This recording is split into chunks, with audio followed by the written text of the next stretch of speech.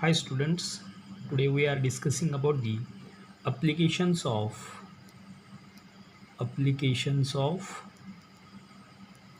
uniform circular motion, that is the UCM. Already we studied about the UCM, that is uniform circular motion. What is definition of uniform circular motion? The motion of particle along the circumference of circle with constant speed, that is called as uniform circular motion. Now we are taking the applications of this UCM, that is uniform circular motion. First application, there are four applications given. Out of that, first we take vehicle along a horizontal circular track.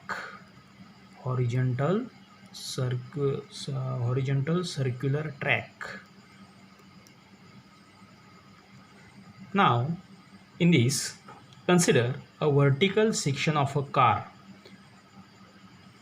Suppose vertical section of a car on a horizontal circular track of radius r. Suppose this is r, radius of that track r. Suppose this is vehicle, that is car. Suppose we are considering that vehicle as a car. R is the radius, C is the center of the track.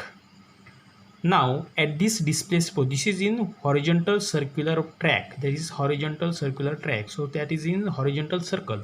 So various forces act on this vehicle. Which are that forces? First force which is act on that vehicle, which is in downward direction, that is weight mg, weight of that vehicle, weight mg, which is in downward direction. Then second force exerted on that vehicle, that is in vertically upward direction, that is n, that is normal reaction. So in that case we can say that this normal reaction which balances the weight of that vehicle, and that's why we can write n is equal to mg. So this is equation number 1. Why we write n is equal to mg? Because this normal reaction which balances the weight of the vehicle, and that's why we can write n is equal to mg. Same way as that of the why we feel our weight. In that case also same condition is there, that is the weight mg which is exerted on the ground, and same way that ground also exerts a normal reaction on us, and that's why we feel our weight, and that's why we can write here n is equal to mg. Then third force exerted on that vehicle, which is towards the center of the track, that is fs, force of static friction, fs.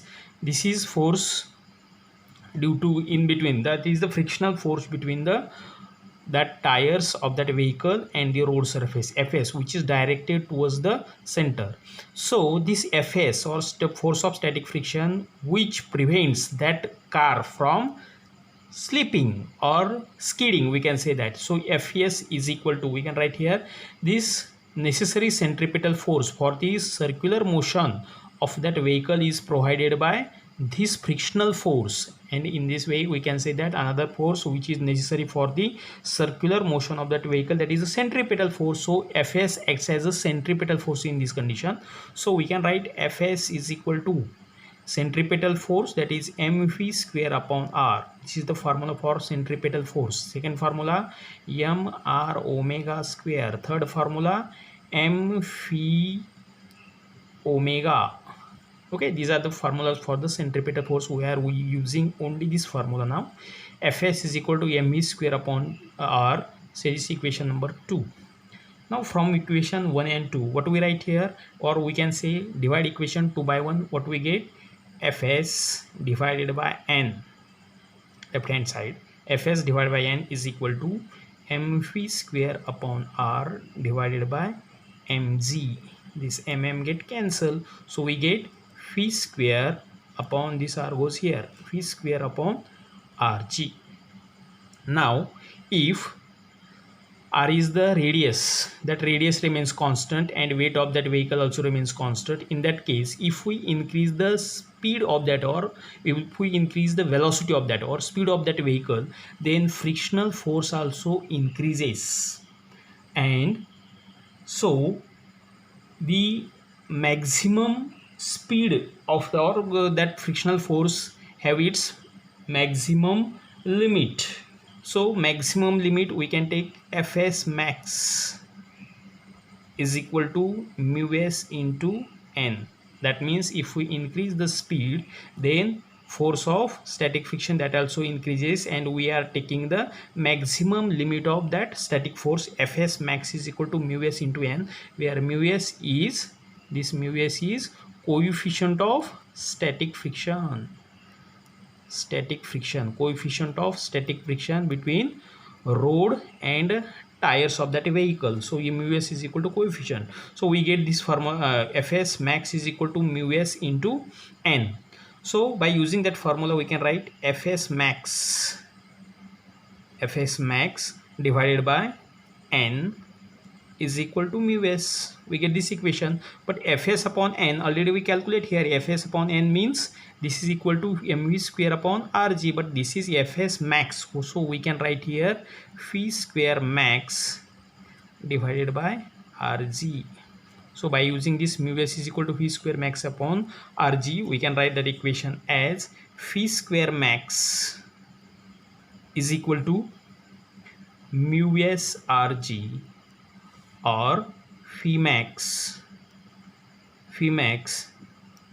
is equal to under root mu s rg or mu rg. So we get this is the maximum speed of that vehicle on a horizontal circular track. Phi max is equal to under root mu s rg, where mu s is, that is the coefficient of static friction between road surface and the tires of that vehicle, r is the radius of that circular track, and g is the acceleration due to gravity. So phi max is equal to under root mu rg. That means that vehicle must attain the maximum speed up to this. If the speed of that vehicle is greater than this amount, then what happens, that vehicle is thrown away. Suppose this is circle, that is vertical circle, then that if speed of that vehicle is greater than this amount, then that vehicle is thrown away in this or tangential direction, therefore that vehicle must attain maximum speed of this. Okay, so this is the first application of uniform circular motion. Then the second application of UCM, that is the number 2, second application, that is the well or wall of death.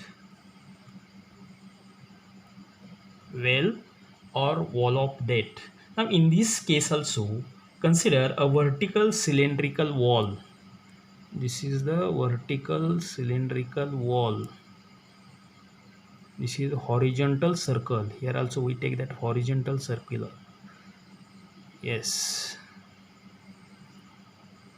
Suppose r is the radius of that. This is the r. Okay, and that vehicle goes in a, or that performs the horizontal circles like this. R is the radius of that. Now at the displaced position of that vehicle, vehicle moves in this direction, that is horizontal circle. At any position, suppose we are considering this position, at this position various forces act on that vehicle. First force act on that vehicle, that is mg, which is in vertically downward direction, mg force. Second force exerted on that is Fs. Fs means what? This is the force of static friction between tire and that surface. Okay, so Fs, which is in upward direction. Now this Fs balances the weight of that vehicle, and that's why we can write that equation as Fs is equal to mg. Say this equation number 1. Now third force exerted on that vehicle, which is directed towards the center of that horizontal circle,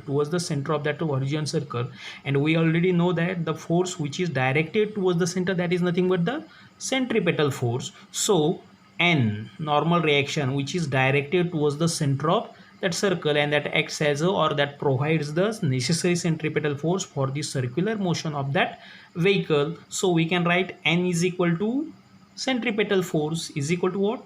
Mv square upon r. or another formula for centripetal force, mr omega square, or third formula m phi omega. We are using this formula. So equation second, n is equal to m square upon r. This also centripetal, this also centripetal force. So equation number 2 we can write here, equation number 2. Now by using that two equations, if the normal reaction, now in that condition we taking the two equations. So if the speed, what about the speed, that radius remains the constant.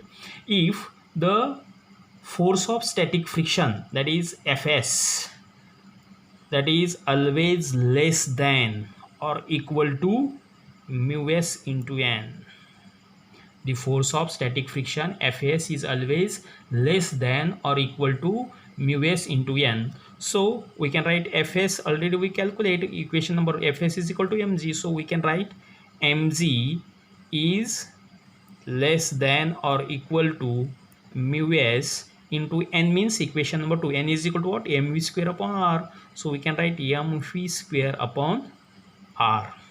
This m get cancelled, so we get equation z, which is less than or equal to mu s phi square upon r.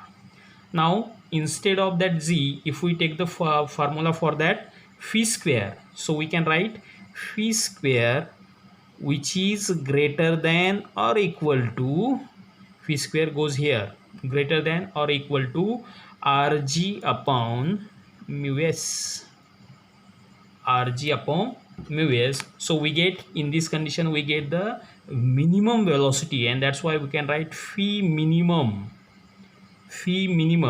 is equal to, v square is there, phi minimum is equal to under root rg upon mu s. So we got this second formula for phi minimum, that is phi minimum is equal to under root rg upon mu s. That means this is the minimum velocity of that vehicle to remain in a horizontal circle. That least velocity, we can say minimum means least velocity which must having that vehicle, and that's why this is the minimum velocity is equal to under root rg upon mu s, where r is the radius of that cylindrical track or horizontal track, g is the acceleration due to gravity, and mu s is the coefficient of static friction between the road or that surface and the tires of that vehicle. And this is the minimum velocities. This is second application. Third application is the vehicle on the bank road, that we take in next lecture. Thank you.